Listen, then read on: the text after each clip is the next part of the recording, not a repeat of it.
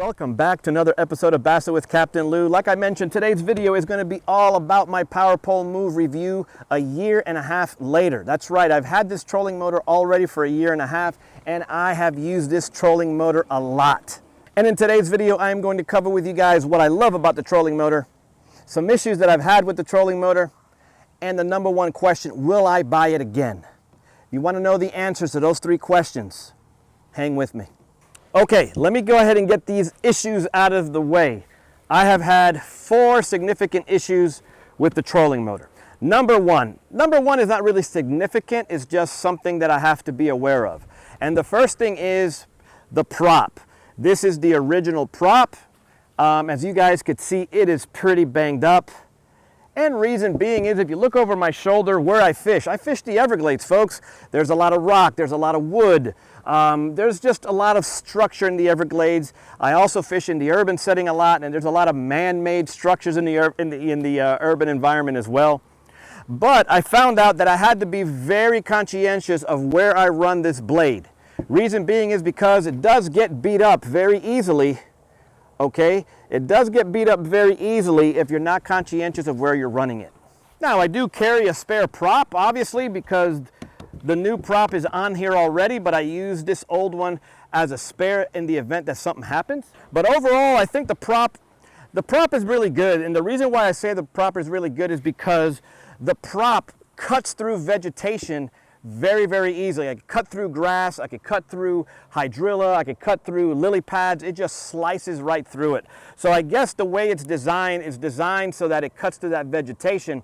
But I think on the flip side of it is it's a little bit more fragile. Issue number two. Issue number 2 showed up about a year ago, over a year ago. And it's not the trolling motor's fault. It wasn't the power pole move's fault. It was the lithium batteries I was using. For whatever reason, the lithium batteries developed an issue and it was messing around with the voltage of the trolling motor. And when it comes to this trolling motor, it is sensitive to voltage changes. So if the voltage drops to a specific level or past a specific level, this trolling motor will not run right, and it will not run, period. So because of that issue, I got rid of those lithium batteries and I got myself another pair of lithium batteries, and everything has been going fine ever since. Okay, so my first significant issue. My first significant issue presented itself a few months back. The trolling motor just started acting funny. Sometimes it will act just right, and then another day something was off, until ultimately one day it just stopped working altogether. So I made a phone call to PowerPole's customer service or tech department. I was able to run a diagnostic test through my mobile phone and send that diagnostic report to PowerPole, and they were able to immediately identify that my issue was a circuit board issue. And it was this circuit board right here. This circuit board, for whatever reason, died on me.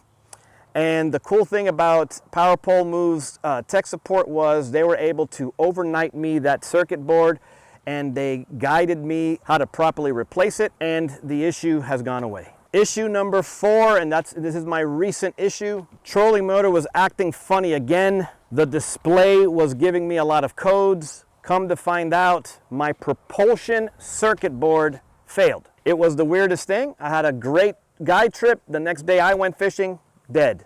Again, called PowerPole, did a diagnostic, sent it through my cell phone. They diagnosed really quick. Okay, there's something going on with your propulsion board. They overnighted me another board. They sent me the proper video on how to properly replace it. Issue has been solved. Now, did I lose time on the water because of those 2 issues? I did. Did it affect me? My guide business? It did. But I'm going to go ahead and cover why I'm overseeing that. Stick around. This is going to be a very important point. Have I had issues with my power pole move? Yes. 2 circuit boards have had to be replaced. But do you know why I'm going to stick around with power pole and the power pole move? The main reason, the customer support.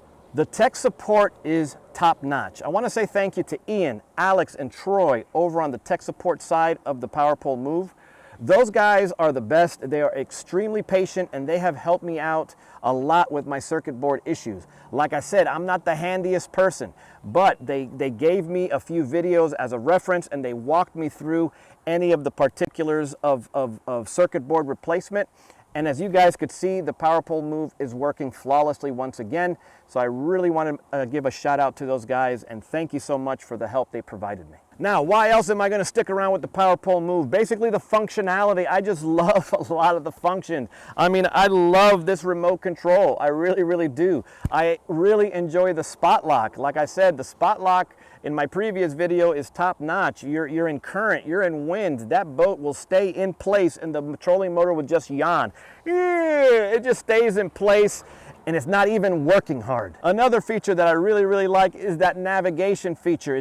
I call it the point and shoot. You pick a line that you want to fish, you hit that navigation feature, and off the boat goes, and it follows that line. Why is that so cool? Because I don't need to touch the trolling motor with my foot. I don't need to touch it with my remote. It's just point and shoot, and it goes to where you're sending it.